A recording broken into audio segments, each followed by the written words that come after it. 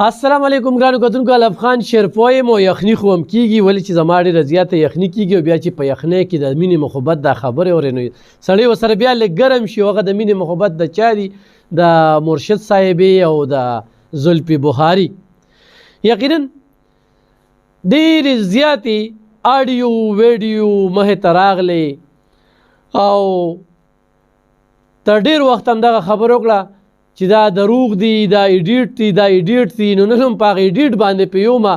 چې دا ایډیټ چې کوم دی دا څه ته وایي ایډیټ دې ته وایي چې موږ دا ویډیو کومه جوړو دې وخت کې او زما نه څه خبره پکې خرابه شي او زه هغه کټ کړم او بیا مخکې لاړ شم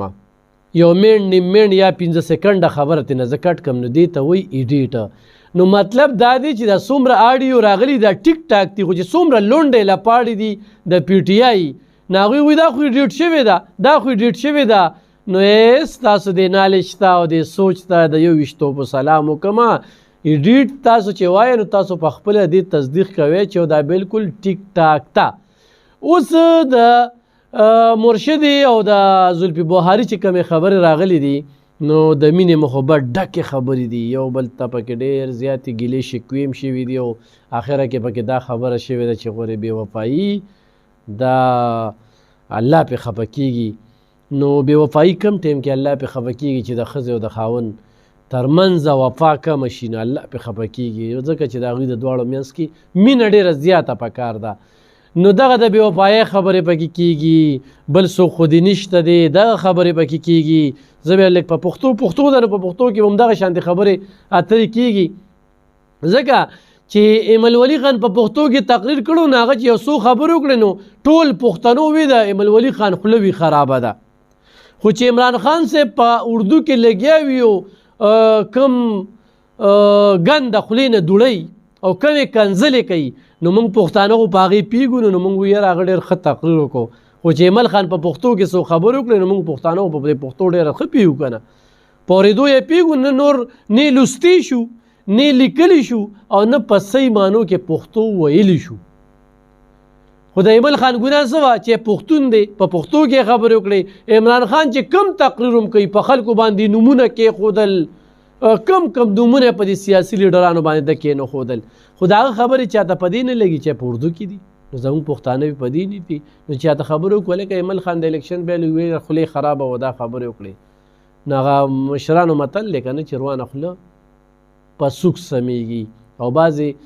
وخت کې چې اوس چاله جواب نه ورکوې لکه موږ چې په څه ټایم کې جوابونه خلکو له ور نه کړل او یا هم داسې خلک وو چې هغه د سره د جواب د قابل ونه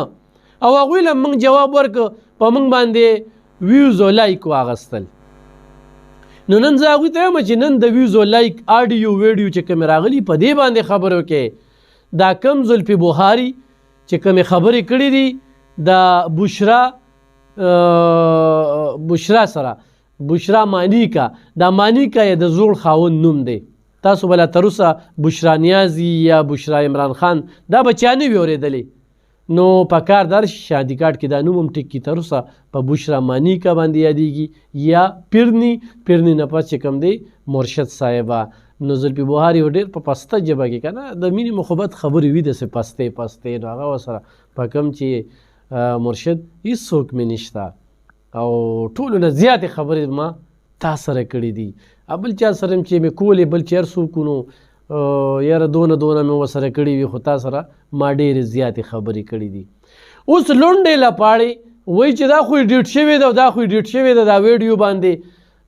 د خدای تعالی بندګانو ایډیټ شوې ویډیو دې ته وایي چې څه جملې ترې نه کټ شوې وي او هغه جملې شاید چې د مینې نه د انتخاب خبرې وي هغه یې ترې ویستې وي نورې ډېرې آډیوګانې را روانې دي تر اوسه هم ډېرې وي چې یاره ایډیټ دي پیک دي بدا دي خو اوس هغوی په خپله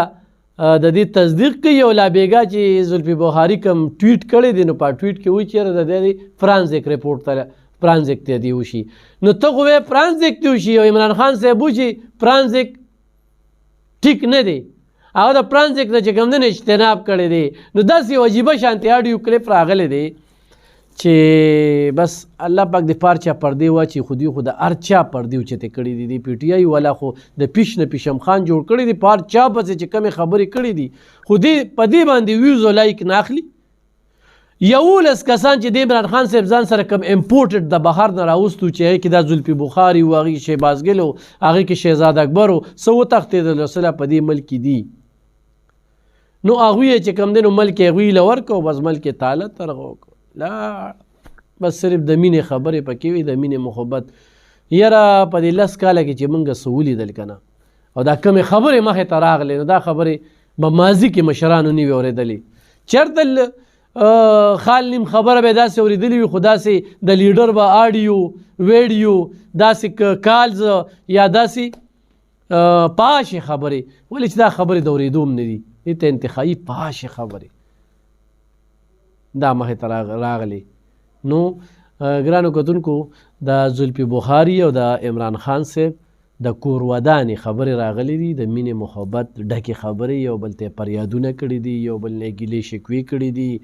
یو بل باندې ټکونه کړي دي یو بل ته دا ویلي چې وخت نه راکې نو دا ټولې خبرې چې کوم دی په دغه کې شوي دي هغې کې بیا غټه خبره دا ده چې بې وفایۍ باندې الله پاک خفه کېږي نو بې وفایي چاله هم نه ده په کار ده چې موږ ټول وفادار شو د خپل مل سره او د خپل رب وفاداري وکړو د خپل کور ودانې وفاداري وکړو د خپل کور وفاداري وکړو او چې بل ته کوی کنې نو په خپله به دې پې لاړ شي خو زه هغه لونډو لپاړو ته وایم چې په دې باندې خبرې وکړې چې علب خان شیرپو د ستاسو د سترګو ازغې جوړ شو او د دروغو مې یو ډېرې لویې پروپیګنډې کولې نو نن هغه کس هم څه شي هغه ته ووایه که نه په دې اډیو باندې خبره وکړه که نه چې داسې لیډر وي داسې وي چې قام له ځوانانو له کم میسج ورکوي هغه دونه ګن پرېښی دی چې دا په مزه دا ګن دا د روزي نو ګرانو کتونکو صرف مې د زلفي بخاري او د بشرا مانیکا